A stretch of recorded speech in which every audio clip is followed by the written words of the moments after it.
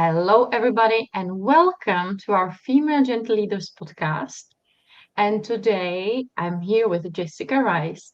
She's a vision evolution coach, and we are here to talk about taking that big leap. And in any of our lives, it can mean whatever there is, maybe founding a company, maybe doing or finding another job, maybe doing something even at home, right, in our families, but just taking that step that feels really, really scary. And I think we can all relate to that. And a lot of us had to do the leap. I believe we all did leaps since we were children. We all did the leaps, we all survived it. But still, when there's the next one coming, it feels so frightening. So, Jessica, thank you for being here. And could you tell us more what you do as a vision evolution coach? I really love the title. Thank you so much for having me, first of all. And of course, well, what you were just talking about, we all take that big leap. And as children, we're constantly taking that big leap. So when I was thinking about, evolution of who we are as a being, we are constantly evolving and shifting and changing. And we're learning from those experiences. And so when I'm working with leaders and women who are really looking to take that next leap of their evolution and where it is that they want to take their career, their lives, that's the type of stuff that I love working with people on and really helping them to hone what that is so it feels less like a risk and more like a planned execution of what it is that you're doing, and really embracing that evolution of yourself when where you started out to even where you are right now and where you're headed. I love what you said about making it less of a risk, because this is major. Sometimes when I heard like do the leap, just leave the work, I'm exaggerating a little bit, right? But still, I heard it. And trust, Mhm. right? Jump and the wings will open up. And it feels unrealistic, I think, for us women, mothers. We have so many things that and people leaning on to us that doing such a leap that is really risky Mhm. often isn't even smart, right? It, Mhm. it, it just like feels like, hey, no. So, um, what do you feel is that amazing moment when the client should come to you? Because it's hard to find that moment, right? It's a really great question. I work with a lot of people who it can be at any, in different stages of their careers. A lot of people I work with, though, are, in executive leadership, and privately, they're telling me that, they want to do something different. They want it to have meaning and purpose and value, and they're just struggling to know what that is. Or I think really the crux is they know deep inside, but they're afraid to kind of let that come out a little bit more. And I think that we become conditioned to either just stay in the kind of the rut that we're feeling in, or we don't want to speak out against the work that we're currently doing. When we're feeling that inside, this extra calling, or what I call our kind of higher calling, it's that little voice that's coming and it's repeatedly coming to us. And I think at that time is when you've been feeling it, that there's something else that you want to be doing. And it doesn't matter how much you stay in your career, what it is that you do, there might be even a subtle pivot that's required. But that's really a good time to start coming in and exploring, okay, what does this look like for you? What are the types of expertise, experience, knowledge base that you bring? And I emphasize a lot that our expertise and knowledge, it starts when we're young. It doesn't just start when we start going into school or getting our higher education. It doesn't start when we have our first corporate role or job or whatever that looks like. It starts throughout our lives, and it teaches us things and how we behave, how we show up in the world.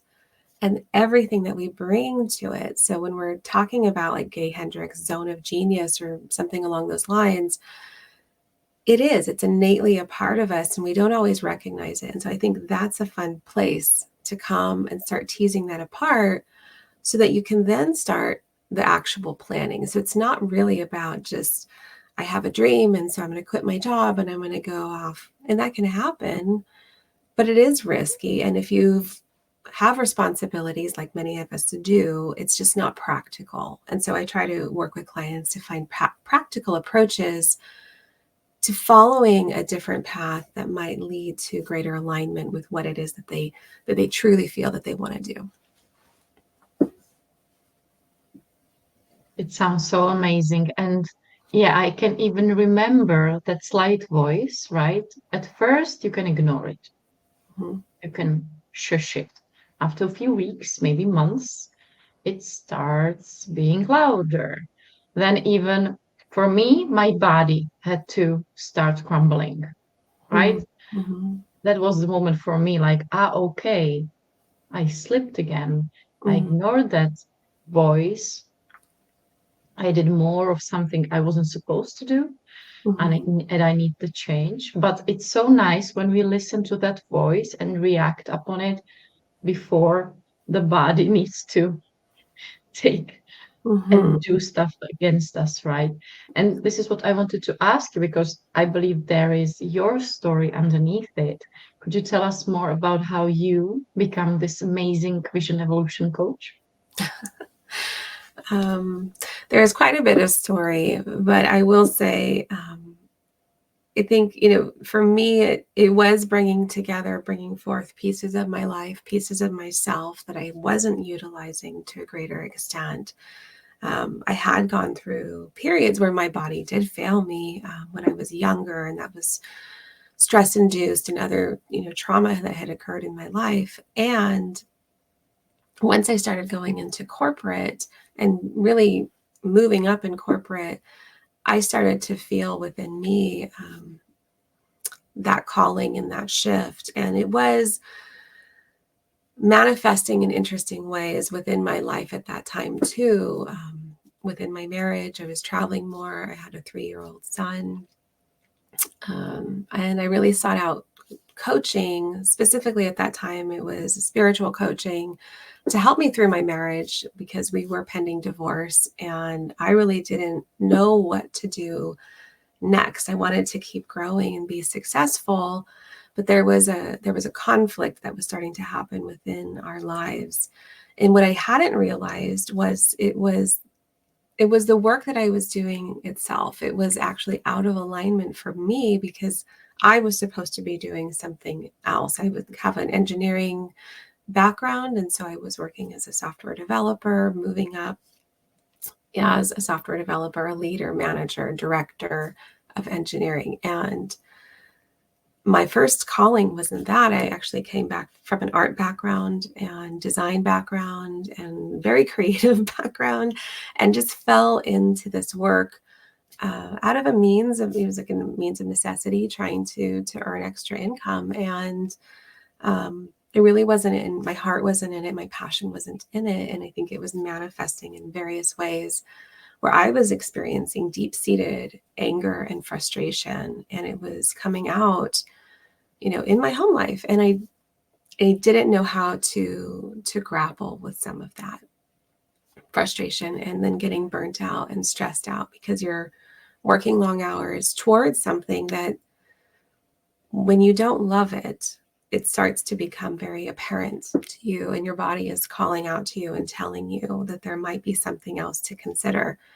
What I do love now with coaching, as I moved into that, because as I started to recognize like this actually brings every piece of myself into fruition, into being. And when I work with other engineering leaders, I'm able to leverage those skills, but I'm also able to leverage the creative aspects of myself, the aspects of myself that are interested in neuroscience and psychology and all of the other pieces that I just wasn't utilizing in that one career. So I was able to pivot and adapt and really start thinking about how to carve out a change in my life.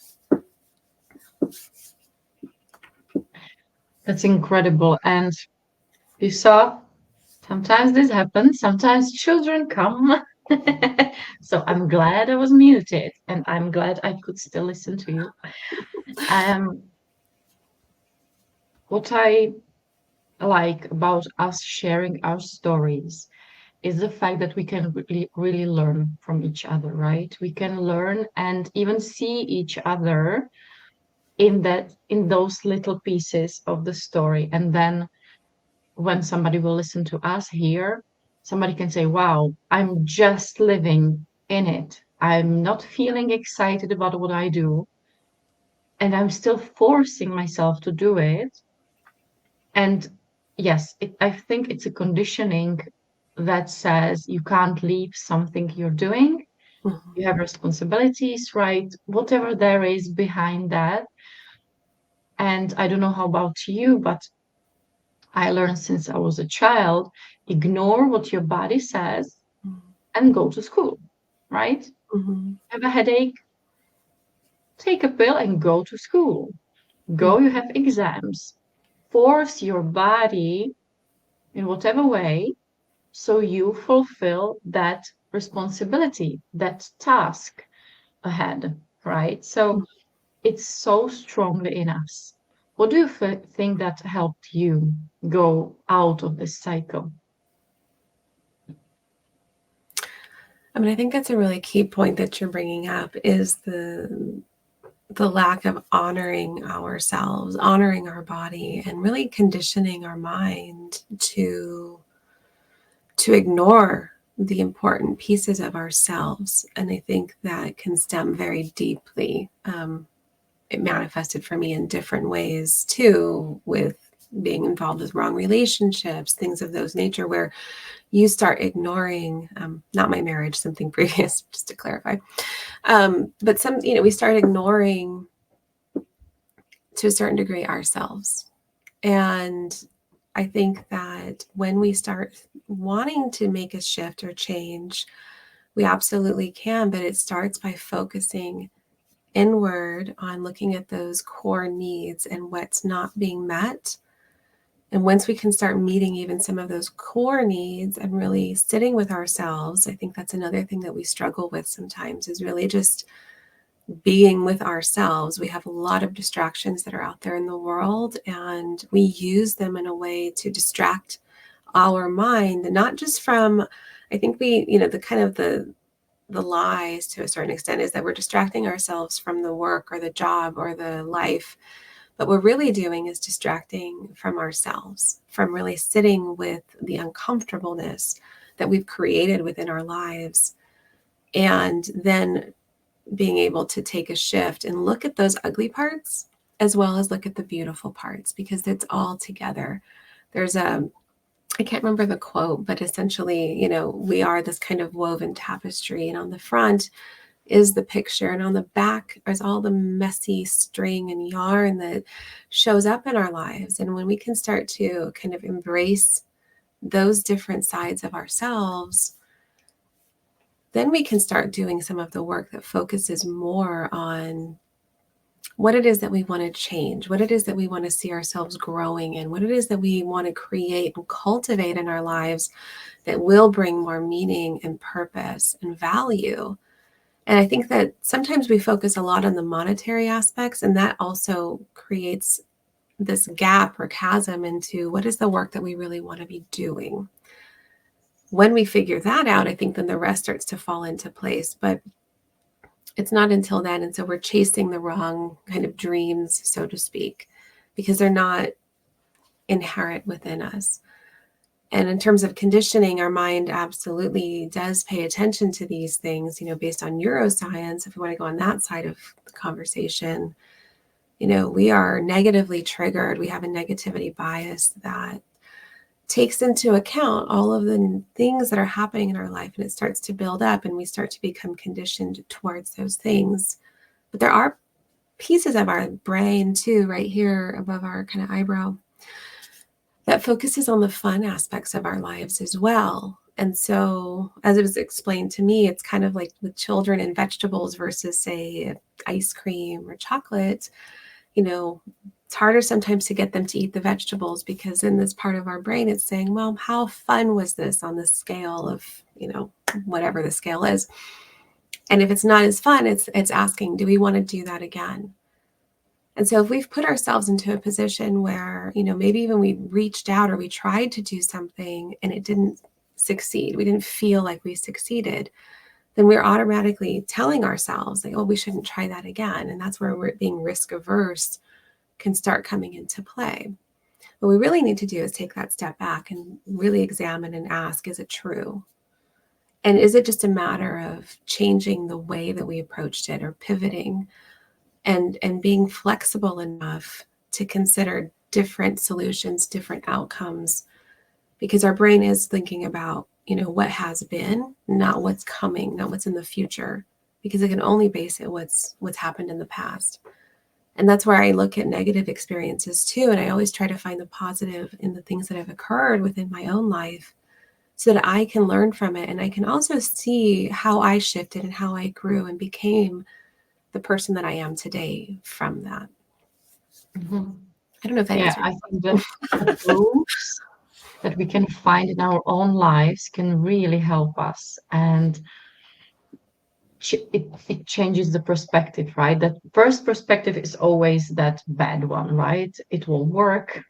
There isn't even money in this like type of job, right? It's like these first things come. But when we already need the change and feel the change, what you see, what often helps, what do you think, or not think, but what could you say are your favorite tips to even start to think about that change being possible? So I do ask clients when they're thinking about making a shift is to start listing out different qualities about themselves, to list out the things that they're good at, and really also to remove judgment of themselves. There's a lot of work I do around saboteurs and the things, those inner thoughts that can come up and sabotage us from succeeding, and they can appear in a variety of ways, whether it's from being hypervigilant or a pleaser or a stickler. There's different types of saboteurs. But if we can start removing from judgment and really just listing out what are things that I'm really good at, what are things that I really enjoy, what are areas of expertise that I carry, I think it really can help us to honor and explore what it is that we first bring, because a lot of it comes from a lack of self-worth, a lack of self-value, and a lack of self-trust. We don't trust ourselves enough. We don't believe in ourselves enough. We don't reward essentially ourselves and what it is that we bring to the table. So I think it really starts there in honoring who we are as individuals. I think it's really challenging to do this work because you're having to look at the good parts. I think we are, like you mentioned earlier, as children, we're somewhat conditioned to ignore those things or to be humble. And I think humility, there's a place for humility, but we go so far as to completely discount the values that we bring, or at least some of us. And when we're wanting to make some sort of a leap or a change in our lives, we have to start first by recognizing who we are and what it is that we do bring to the world authentically, who we as an individual are, what our unique gifts and talents are. And it starts very simply with what it is that we love. I know there's a Japanese way of looking at this with ikigai, which is very similar to that. And so when we can honor ourselves, then we can start paving out extrapolating, okay, but what in there is it that I really enjoy? What in there is a calling for me or a passion for me? I think what happens when I work with creatives a lot is, I love painting, I love art, I love creating things, but I don't know how to make any money doing it. I don't know how to turn it into a business. I don't know how to take a leap from corporate to becoming a painter. And so in there is where we start doing the weaving of, okay, well, what does this really look like? how do you want this to kind of manifest for yourself? And why is this so much of a calling for you? Why is it speaking to you so much? And so I think there's a lot nested under the surface and the layers of everything, but it really does begin with thinking about what it is that you first bring, and not from a place of critique or comparison. Just what do you bring? And I loved how you said that the other part is believing in ourselves. And I even feel that at the beginning, you said that it's amazing when we follow and do what we love, right? And in believing that I can do what I love and make money, that's the Mm-hmm. most amazing thing. But that's maybe the hardest, right? As you said, from corporate to painting, that sounds quite scary. Mm-hmm. Mm-hmm. Since we were children again, right? Artists don't make money. And it's not true, right? It's not true, but it's so deeply engraved that here you work and it doesn't matter if it's fun, you just Mm-hmm. earn the money. And on the other hand, you can have fun, right? You can paint, do whatever you want as a hobby and not Mm-hmm. as a work. Mm-hmm. So what can help us realize that we can really be artists when if it's our calling, right? So I think that it really comes down to how we approach it.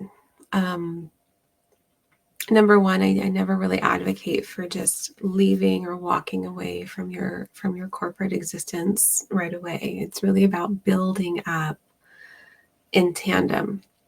I think that's true for pretty much anything that you decide that you're going to embark on. It's not one and then the other.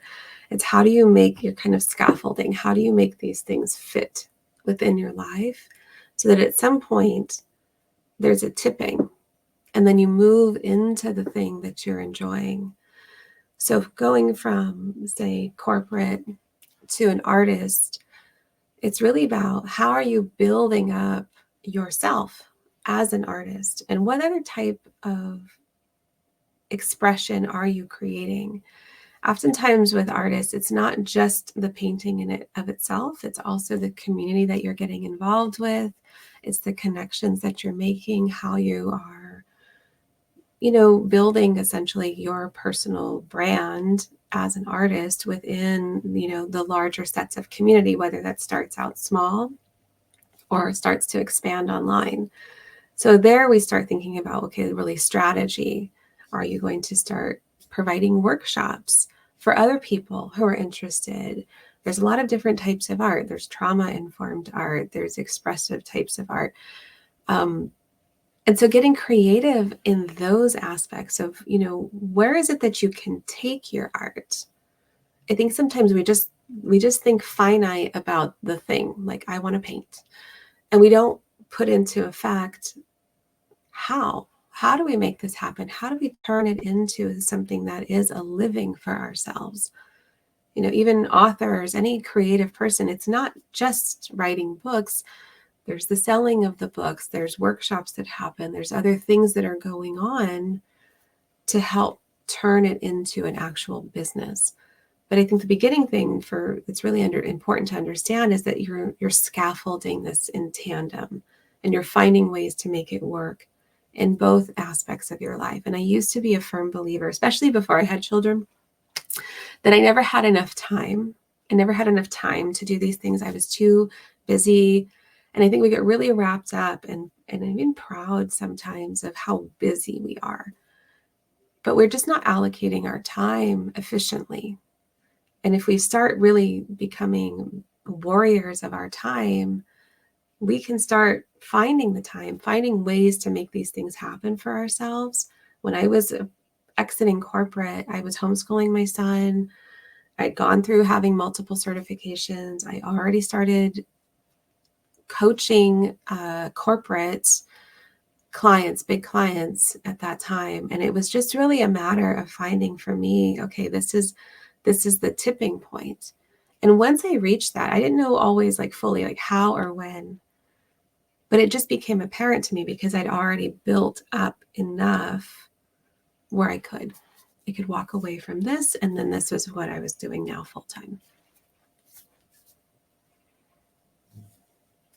Thank you for that example, because we said at the beginning that you always take care of the fact that it's not risky to Mm-hmm. make the big leap. So it's great that we could make a few examples of how it could look like. And I totally agree. I don't think that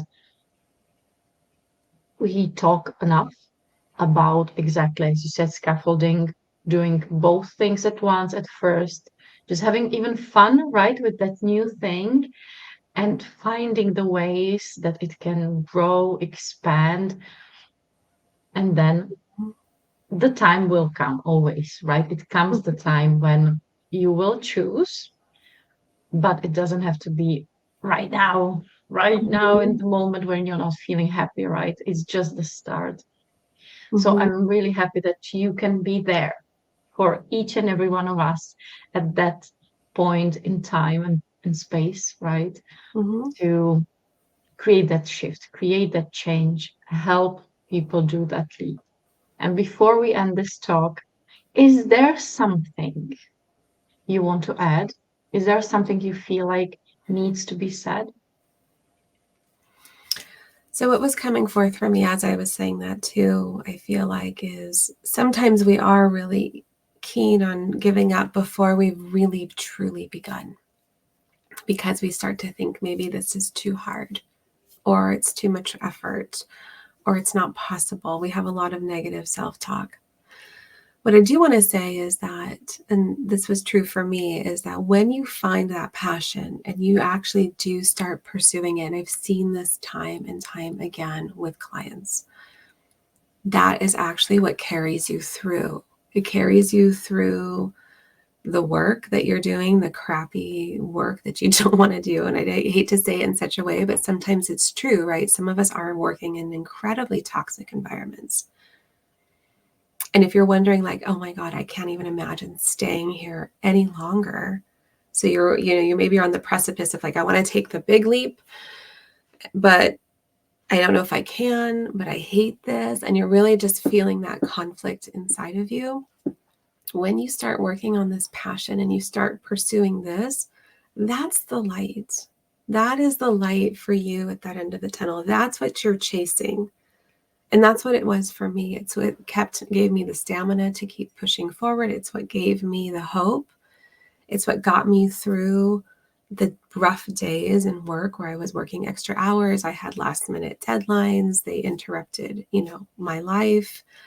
And it was a challenge. And if I didn't have those things, I wouldn't have had any hope. I wouldn't have felt like, okay, it's okay for right now, because I know that I'm moving in this direction already. I am laying a path for myself. And that's I think, a key and important thing to really recognize and understand. There's a client right now who I'm watching this unfolding for them, who was really struggling in tears and upset and crying about their work, and happens to be an artist. And once they started moving in this direction, starting to take courses, just to revitalize that part of their being, it's amazing the shift in happiness and the lack of focus on the job and the crap that was happening there, and more focus on the positive and what's happening, the good things that are happening in her life now. So if you feel like it's not possible or there's no belief, those are the things that actually carry you through to making that big leap. It is your lifeline. And so if you can look at it from a different perspective, I think it really helps to shift and reframe what it is that we're thinking for ourselves. Thank you for that. And yes, we need to remind ourselves every day, where we focus, there it grows, right? So let's focus on that, on anything that makes us feel good, right? That we love, Mm-hmm. and it will grow. Thank you, Jessica, for being here. And it's been an honor. I'm glad we could talk about everything around the leaves. And yes, For all of you, I hope you enjoyed it. See you next time. And don't forget to follow for more. Have an amazing day. Thank you.